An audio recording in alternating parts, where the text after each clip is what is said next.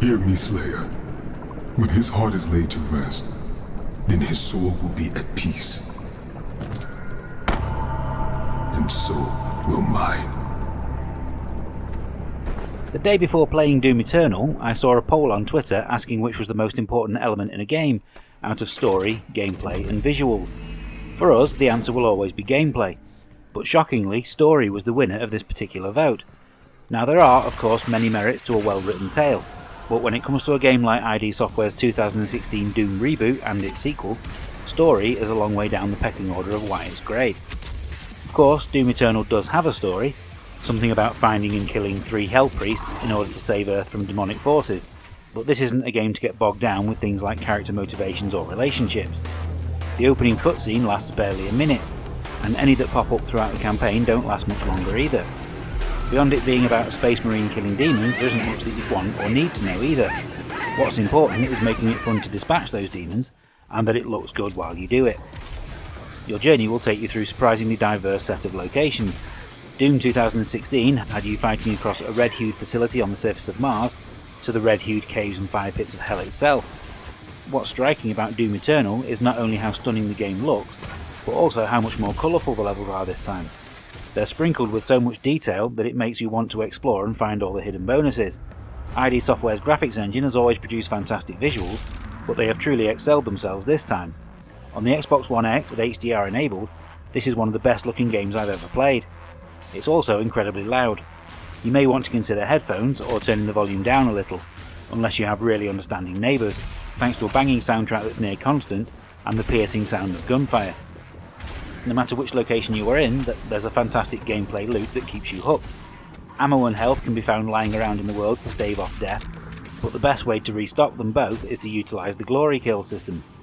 Shoot a demon enough and they enter a staggered state just before they die, and a quick click of the right stick will finish them off in an entertaining fashion. That brings with it a shower of health. Likewise, using a chainsaw to take down an enemy will have it explode in ammo collectibles. Each demon type now has a specific weakness too that you can exploit, my favourite being throwing grenades at a Kako demon when his mouth is open. This is not a game for players raised on the Call of Duty or Battlefield school of FPS. Holding down the left trigger instead activates your current gun's special fire mode. Guns fire until they are empty, with no reloading, which is good as there are already enough buttons to think about, with jumping, dashing, soaring, shooting and flamethrowing all having their own button prompts on the joypad. You might think it gets confusing with so much to consider, but it's all intuitive and it introduces each new mechanic separately, meaning you can get a handle on using one before having to think about the next. While the guns are all incredibly satisfying to use, you'll have to wait a long time to use them.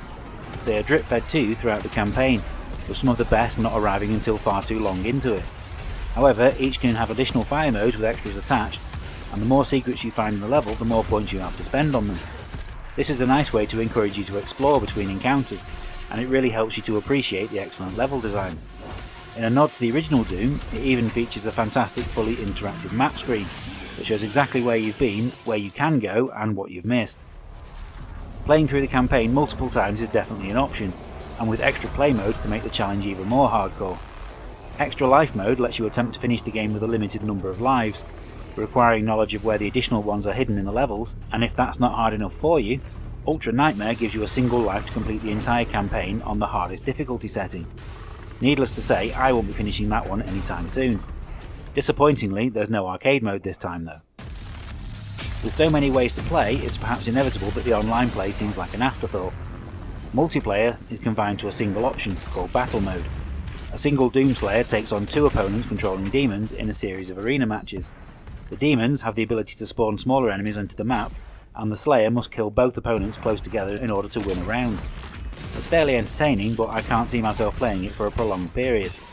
I've already experienced difficulties getting into a match less than a week after release. The developers should be praised for trying to think of something a little different, but it still left me hoping that the future updates will bring some more traditional deathmatch and capture the flag modes. Forget about multiplayer though, because as a single player shooter this is easily the best I've played since Doom 2016. It's an absolute visual masterpiece at times, offers a meaty challenge for completionists, and remains consistently fun throughout its entire campaign. You should buy it immediately. You'll be eternally grateful that you did.